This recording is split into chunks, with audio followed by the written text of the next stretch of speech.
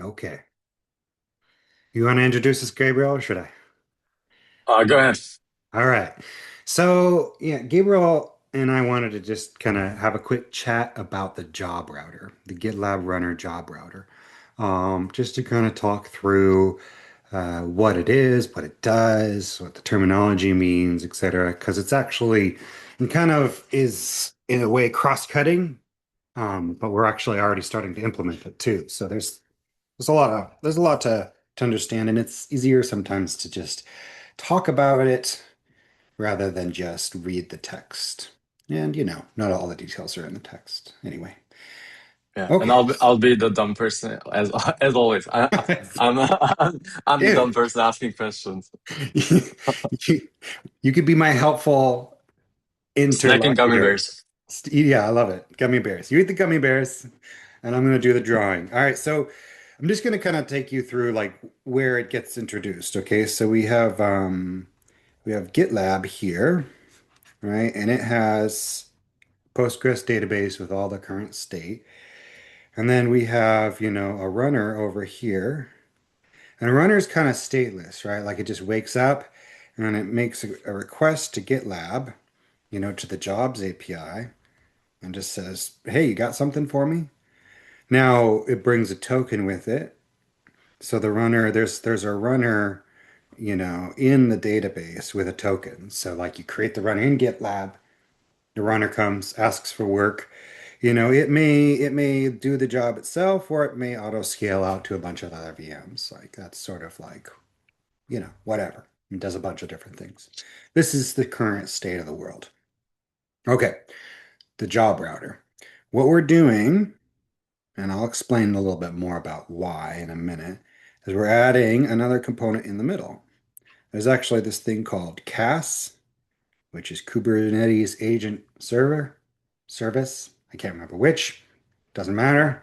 K is now silent. Actually, the K stands for CAS. It's the CAS Agent Service or something. It's a misnomer. Doesn't matter.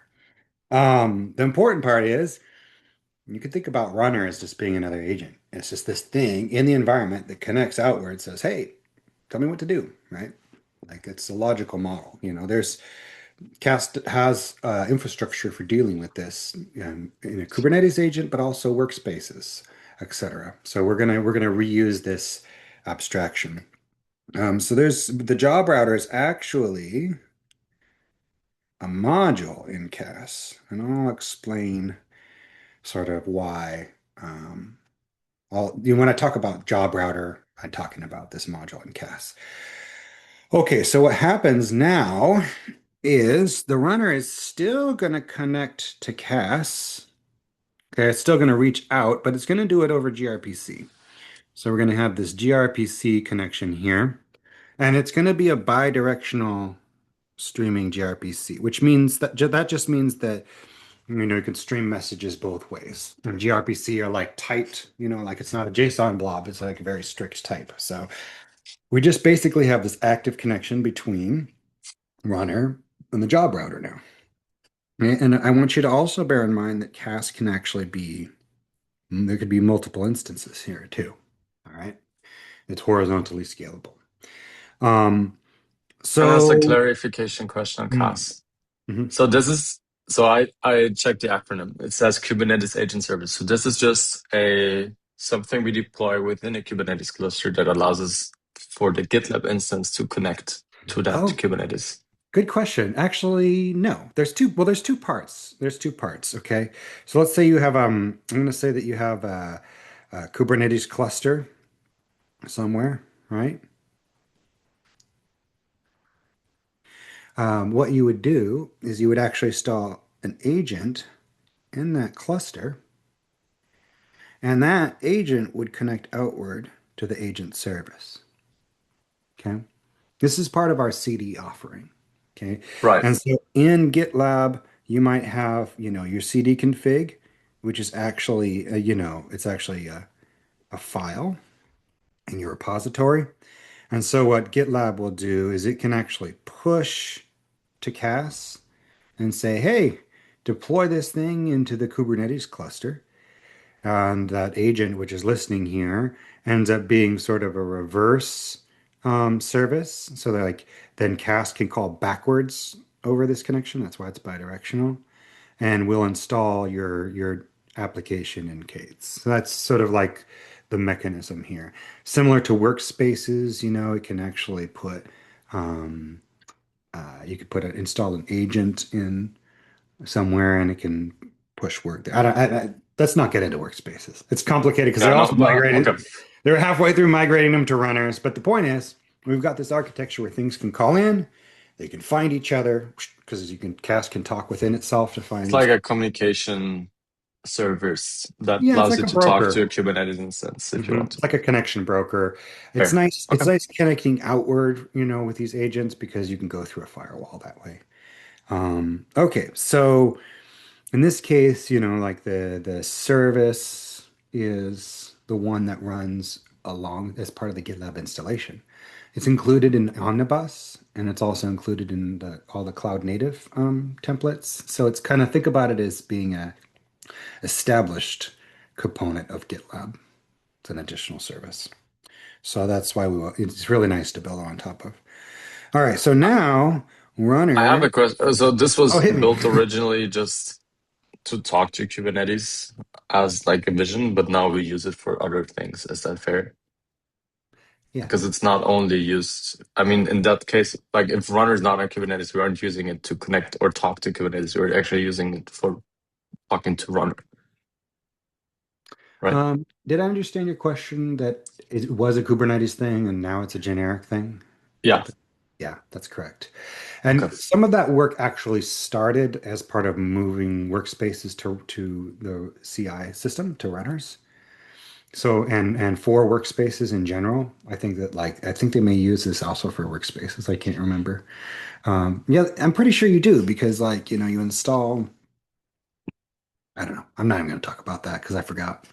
But it's the important part is it's a component that has this. It's been generalized, and it has this kind of connectivity pattern. All right, so we So put it in. would be fair to Mhm. maybe even think about renaming this to I Kubernetes had this conversation with communication service or Grzegorz, something. and and I was kind of like, at this point, just let it be a misnomer. That's my opinion. Like Yeah. Fair. GLGO. GLGO was originally GitLab Google integration, but now it also talks to AWS. But Yeah, it just helps me understand because when I see CAS and it says Kubernetes Agent Server, I already think, okay, this is something that has to do with Kubernetes, which in this yeah, maybe we picture should. is not really related to Kubernetes at all, right? Maybe we should revisit the renaming discussion Okay. then. That's a For good now, point. let's just call it CAS and Let's not think call about it. Cass. But that helped me understand Yeah, things. Thank it's the Cass agent service. All right. Yeah. Okay, so now runner, okay, says, "Hey, I want a job," right? So it calls a function job, and then Cass receives, has the credentials, and Cass is able to make this same job API call on behalf of runner. So actually, GitLab initially doesn't need to change anything, right? Except we need to register, um, well, actually nothing right there. Okay. So that's actually just getting cast in the network path. Doesn't add any features. This is just about how it gets into the network path. Does that make sense? Okay. Um, Now there's a bunch of things that this opens up, bunch of features. All right. And we can talk about them maybe one at a time, but let me just kind of give you an idea. There's first of all, it is admission controllers. So there's this desire to be able to enforce policy on what goes into runners or what doesn't go into runners, or um, it's nice to have a generic hook. And there was a design to actually the first design for this was to have GitLab itself just call a webhook as part of the job lifecycle, but it requires you to create a public facing service that GitLab can talk to. It also doesn't really you can't program it in the same way. It can't be as generic. And there's more lifecycle hooks that we want to plug into anyway. So I wanted to bring it out. And so what you can do is you can actually register, an admission controller. Um, right now, they're only at the instance level, but you'll be able to attach them to groups, organizations, projects. And when a job is about to go to a runner, the organization or the or whatever, or in this case, the whole instance, it's going to get a question to the admission controller about whether or not it can run that job. So what you're going to do is actually you're going to run an admissions controller somewhere, and that is actually also going to connect in, and it's going to use these credentials. So there's an admission controller agent. This is um this is the same pattern as how you create, like the way that you create this Kubernetes agent here is the same way that you create these agents here.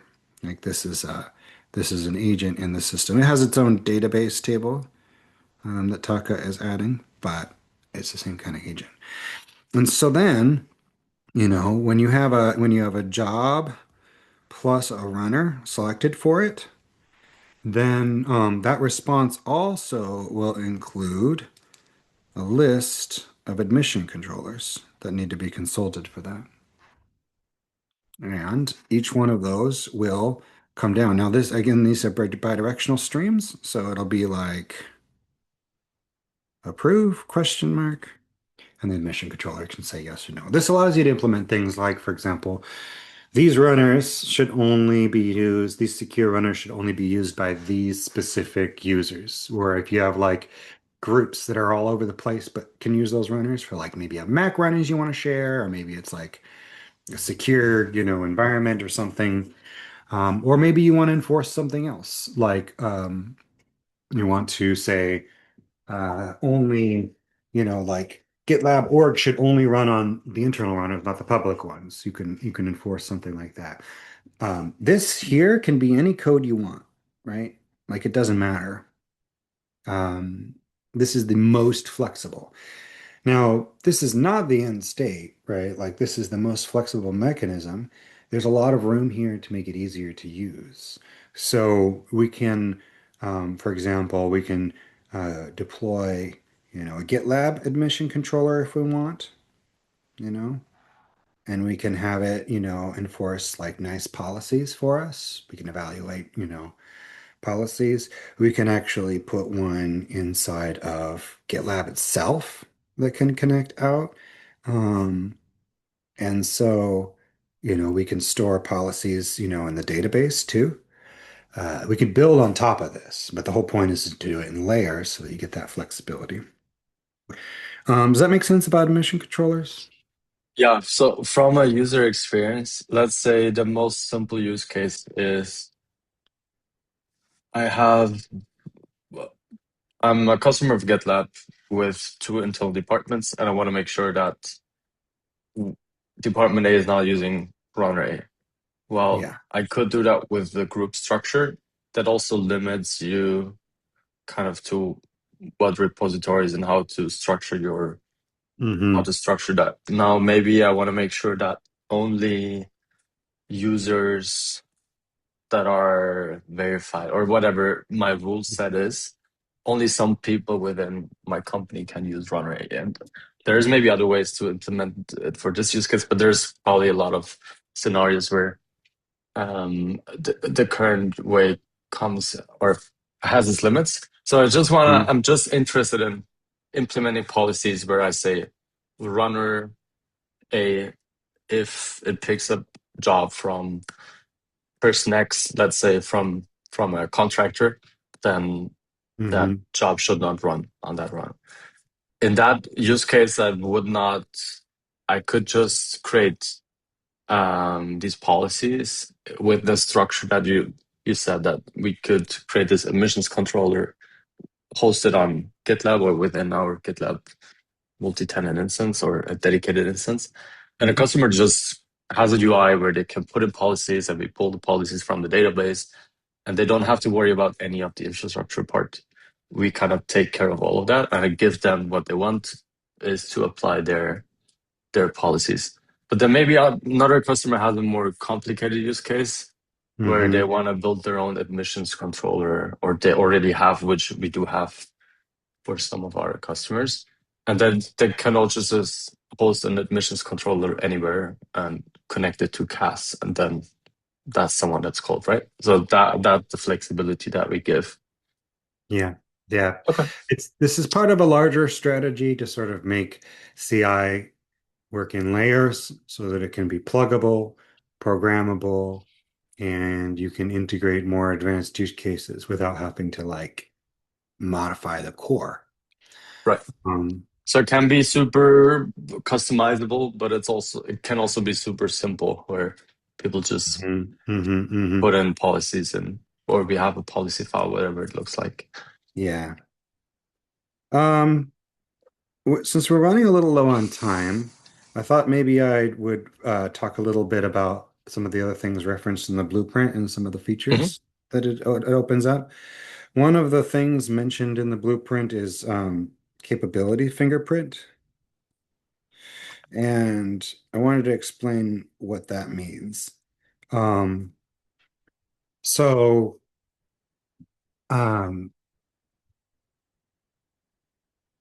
if every one of your runners is unique, then you need to set up your tags to route the right jobs to the right places, right?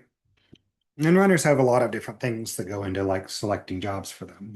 Like is it a trusted runner? Is it for this project? Is it to have these tags, et cetera, et cetera. But one pattern for larger scale use cases like GitLab.com and some of our bigger self-hosted customers and even dedicated would be to run many managers with the same configuration for availability. You could run one per availability zone or just to like have some redundancy and some scalability. And so we don't really have a concept in GitLab itself to intentionally say this is a set of runners that should be working together, right? So this is why I've proposed the capability fingerprint as like a hash of all the things that go into choosing a particular runner. So that like if there's, for example, on GitLab.com, if there's like, six of them, then if we can return that hash, then Cast can actually associate those six runners as being part of a sort of common pool. And this lets you do a few things, is you can do something like, for example, specifying which of these runners has higher priority than the other. Let me give you an example. If you have runners that are operating on premise, then you might want to use those before you burst into the cloud. So if you can associate these runners together somehow, then since Cass here is in the middle, acting as a proxy, it doesn't have to pass through a job request. It can stop here and say, hey, there's no work for you right now. So in a sense, Cass can actually balance load or move load um, by acting as a smart proxy. And this is sort of an intermediate state. Like what we're looking for here is to sort of find incremental ways of adding capability and and functionality as we move towards our ultimate goal, which I'll talk about in just a minute, which is externalizing the actual job queue. So if you can say these runners and these runners are the same, then you can say, please, load balance amongst them. We actually have customers that complain about how when a bunch of jobs land, one runner grabs them all and then sits there churning through them for a long time and doesn't balance the load. So we can actually, it's because we just have this database query race. And we can intentionally load balance. Be like, you get a job, you get a job, you get a job if it has all of these runners asking for it. Um, we can try to route jobs to the same runner if possible. So like we can just Cache has a Redis cache. So it has this, it's ephemeral, right? It's just a cache, but you can write down hey, this runner handled jobs from this pipeline ID. So if any other jobs come that are capable for that runner, even if it goes to another one, let's put it over here. So you can implement sticky runners, you can implement load balancing and runner priorities. Like, in addition to requesting jobs, runner can actually, give metrics about saturation. So if concurrency, is 1,000, right? And it's got, you know, um, 999 jobs running right now, then it can send a metric that says, hey, I'm at 99.9% concurrency, saturation. And then job router can be like, okay, it's time, and start letting some jobs through to the cloud, or to the lower priority Let, one. can we talk through the example a bit more? Sure. Because so is that the runner or would that be the runner manager? I've Because been the using the runner word itself runner, and I've doesn't. been I've been using the word runner and runner manager interchangeably here. Yeah, Um, because actually, sometimes runner, when it's operating on its own, it's fulfilling both the role of the manager and the one that does the work. But I really kind of mean the manager role here. Um, so like it could be auto scaled, it could not be auto scaled. It doesn't actually matter, right? Either way, there's like this capacity, which is concurrency, which is configured. And so that capacity can be reported back in a unified way. It doesn't actually matter to the job router. It's like, I don't care what kind of, all I know is like you have these capabilities and you have this much capacity. I don't need to know more than that. yeah. Is that? I pushed up my next meeting for 10 minutes, so we have 15 more minutes, a bit more breathing room. Okay, cool, cool. And I have so one more question. So let's go deeper on that example with, let's say we have bare metal instances on premise that can handle 1,000 jobs, and then once we run over, we want to go to the cloud. Let's kind of use that example as you can. Mhm. How would so I understand that we'd be able with Job Router to say, okay, prioritize the on-premise ones first, and once they are fully saturated or are hitting, let's say 950 jobs that or runners that are active, let's start scaling up in the cloud. So we're kind of buffering over or whatever the right term is. Mhm. How would that work on the auto scaling side though? I understand like the runner routing part, but how would the cloud runner understand, okay, now it's time for me to scale up? That's a good Because question. So, currently runner auto scaling is pretty stupid. It just sees, mhm. okay, I'm running 5 jobs. Let me scale another 5 runners and wait for them to pick up jobs. Right. Yeah, yeah. So, it doesn't have to change out of the bat. It'll work just fine the way it is, but we can do better. Um, if runner asks for a job and Cass says no job, then runner's like, okay, whatever. I guess I'll just stay at my current scale. And that's where the cloud capacity stays initially, is at, low demand. There is, however, so does that answer how it can work? But I also want to say how it can be better.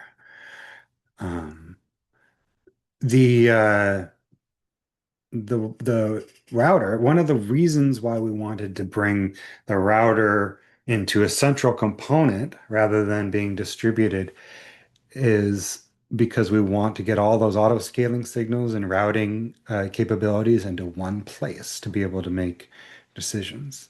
So the router can actually, with this bidirectional stream, can actually send down a message like, I am intending to use, this amount of capacity in the next 10 minutes, right? And can cause the autoscaler to scale up ahead of time, right? You can wire in new metrics as an oracle, and that could be because job router literally knows that it's about to spill over, or job router is talking to another region and maybe we're recovering from a failover and we want to scale up this router, in preparation for the load coming back. Maybe our predictive auto scaling component has sent a signal saying, hey, just FYI, 10 o'clock a.m. every day you get a spike. The job router can pass that message down. It can just be like intended capacity, or intended concurrency, as a For metric. for me to understand, would that allow us something to, for example, there's a common use case where customers have been asking if it's possible to scale down to zero, which is currently not possible because if there's no instance of runner, then Hmm. it's, or I think it's not possible, maybe could, because Yeah. if there's no current active instance, then there's also Hmm. nothing telling the runner to scale up again, right? Hmm. Would that be enabling that, Yeah. or Yeah, is this that is difficult? something we could wire up. I mean, like it wouldn't be that hard. If you look at my personal projects on GitLab, there's one called Uplift Mm. and a couple years ago, and this was just relying on GitLab's existing event mechanism in order to automatically start a runner manager after it scales to zero. So it's like a proof of concept for scaling to zero.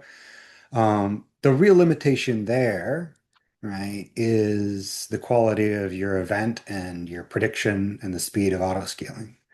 So you Yeah. need good, high quality events. So actually, the job router is very well placed here to do this. And let me just tell you real quick before I answer that question more completely, let me give you a larger view of what happens next, which is the external queue. So I'm going to draw you a slightly different picture. Okay. And I want you to imagine a world where, GitLab, it has its database, right? And it has jobs, but it actually has, you know, a job queue, right? And I'll leave it to your imagination, like how we might implement that. Um, you know, we have lots of options, but GitLab might actually. So I'm just going to call this the router, right? And I'm not going to show the details of it, but GitLab can actually push a job into the router, and that can actually go down into the queue. And then the job will come back out of the queue, when it's properly selected, and go to a runner. So we actually have a couple of interesting hook points. We have, one hook here when it gets pushed into the queue, and another hook here when it gets dequeued, right? And sent to the runner. So you can actually you can make controllers for both of those states. So you could actually you could wire into the router and you could be notified when jobs are even created and pushed into the queue, even if they're not ready to run yet, you know? Um, and you can use that to sort of send a downstream signal to be like, hey, I'm about to use this runner. I need you to scale up from zero. In a lot of systems, like for example, Knative, this is called the activator. You just need something in the network path that triggers, the scale from zero. It's actually scaling to zero is not a problem. It's easy. It's scaling from zero. Scaling from zero. Yeah. Yeah, that's the hard part. Uh, so yeah, you got lots of interesting places to wire in, and um, yeah, We wouldn't expect the push to router thing to take that long, right? It's probably just a pretty, but what that allows also to make the router and job queue more intelligent.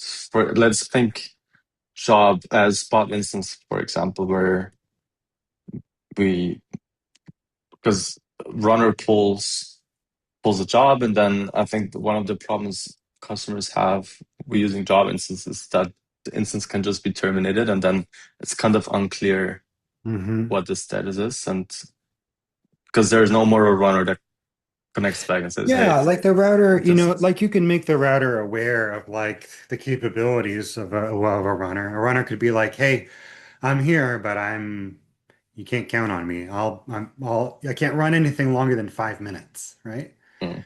And So so, could like the router do something like I'm not sure I don't think we do this right now, but like a health check of probing every minute. Hey, runner, are you still active?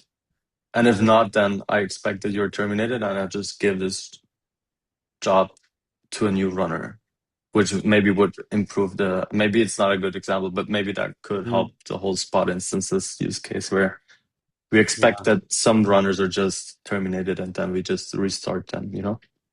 hmm Now, the way that we currently model retrying a job in GitLab is to create another instance of it. It's not retrying the actual job, if that makes Right. sense.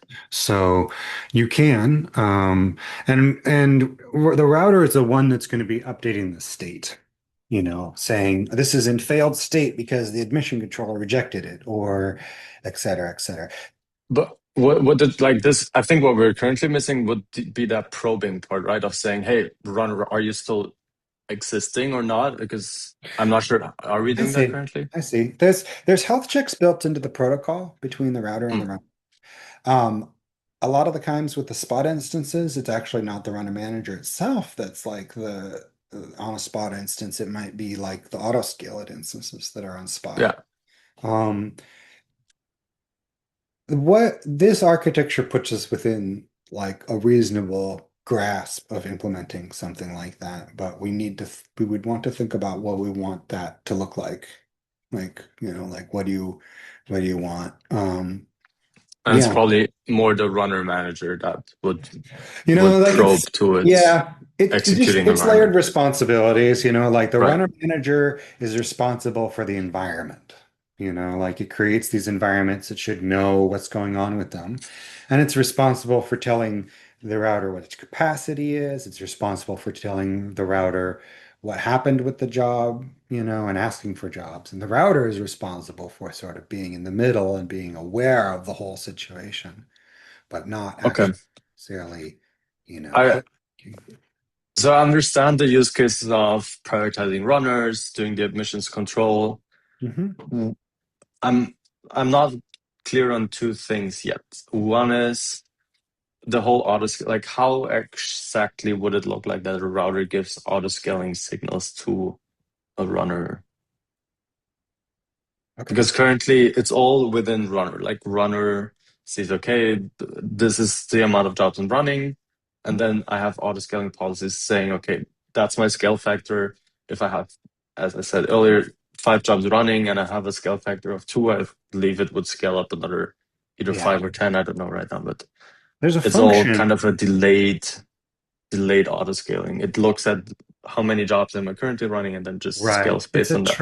It's a trailing metric. Right. There is in Task Scaler, which is the auto scaling library that Runner uses. There's a function that says and it runs, on every like couple seconds or something. I can't remember. It's like, hey, do I need to make more machines or do I need to get rid of machines? And it looks at everything that's all the requests, it looks at the scale factor and it makes a decision. It's just one more parameter there, So you'll have scale factor and you'll have intended use or some other additional signal. If you want to think about a model for this, look at the HPA v2 entity. If you go to Kubernetes and you look at HPA version 2, it supports multiple metrics and you can wire them in. Each one can have its own sort of like type, there's different kinds of metrics, and they can have their own scaling policies too. Or you can have a scaling policy among them, but they all are sort of like signals that push up Mm. the amount. So you can scale up because any one of them, you know. Um, Okay. yeah. So Thanks. that's kind of how we plan to mix the signals here. And then my second question is, what's the benefit of externalizing the queue? The Because I benefit, understand all the other yeah. benefits of Uh-huh. load balancing, sticky runners, whatever, but the last part I was like, okay, what is, Wait, what? yeah. Well, I understand the concept, but I Yeah, don't sure, understand sure. what Why, the why, user why? benefit would be. There's a couple reasons. One of which is to take database pressure off the primary database. right? Mhm. There's a lot of work done to um, sort of like prevent lock contention, a lot of work to sort of like shield GitLab from a lot of queries, like Workhorse kind of proxies it and rate limits these queries. Um, This is so not related, or is this related to the normal the CI, this huge CI table, or is it a different I think table? yeah, it is. It's pending builds. Okay.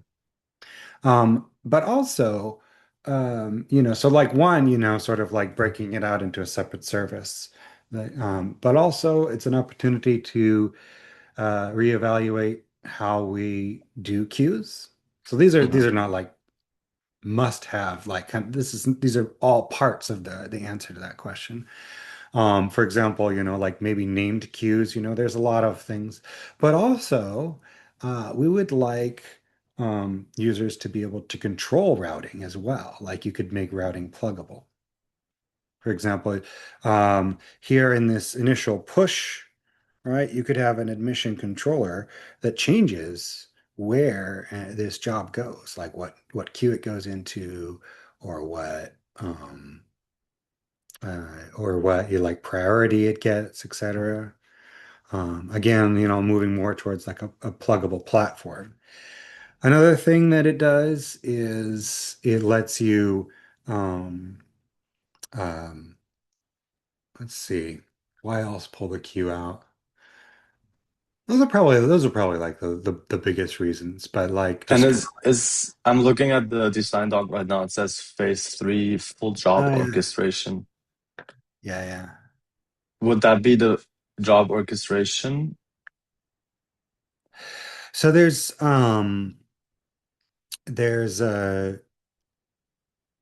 this part about like pushing to the queue. Actually, Mhm. there's a couple other really big pieces that we definitely don't have time to get into right now. Okay, yeah. But one of them, so let me just tell you what they are. One of them is we actually, from the platform side, want to be able to just grab all of this here, right? And say this is our runner platform, right? Maybe this is one giant hosted platform. And then over here, we're going to have multiple cells of GitLab, right? This is part of the Mm. cells project. And each one of these cells can push to this global platform. So Yeah, actually, runners may they still may be cellular, but they'll be different cells. Okay. And so you can actually take GitLab.com, dedicated, self-hosted, they all can all connect to runners, right? And push jobs into this system. So the Mhm. queue needs to be on the other side of this line. Queue needs to be on the runner side. Right. So you may have like multiple layers of cast, like a cellular cast could push to a global cast, could push down to the, cellular casts for runner platform, for that particular cell, Got it. go into Okay. that job queue, etc. That's one part of it. The other has to do with externalizing CI, in which runner is actually able to create jobs itself, and we probably shouldn't get into that one right now. I'm updating the Yeah. blueprint now. I'm hoping to push something out today. Um, but yeah, like it fits neatly with some of the longer term plans. Cool. That was amazing. Thank you so much. Cool. All right. See ya. Cheers.